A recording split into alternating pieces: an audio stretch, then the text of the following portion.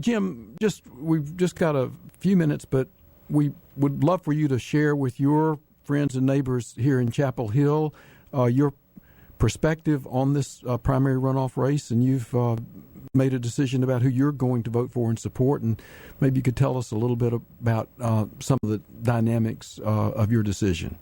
Well, I'd be glad to. First and foremost, at the end of the day, I think the more importantly than who people may identify with personally, who they may like better, who may, lay claim to having eaten more barbecue, you get down to the bottom line of who can beat Richard Burr, who's the best Democrat to take on Richard Burr in the general election. And I've made the decision that I think that is Cal Cunningham. And I'll give you a couple of reasons why that are illustrated of that. First of all, I think that it's really going to take somebody, a fighter, a street fighter, to beat Richard Burr. Richard Burr is an awfully good retail politician who's never lost an election in his life. And whoever is running against him is going to have to be able to engage him head on. Now, Elaine and Cal had an opportunity to do 5 debates, 5 primetime debates all over the state of North Carolina that would give them great exposure. Elaine opted to only do 2 of those in her home market of Raleigh.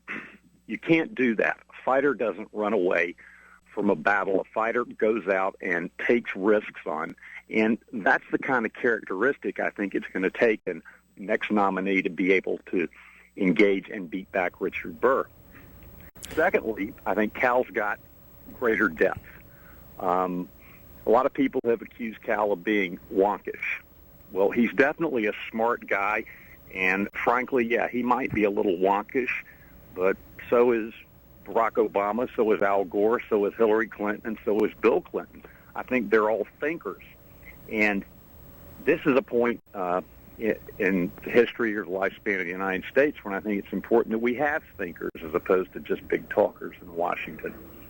As an example, let's take the whole situation in the Gulf.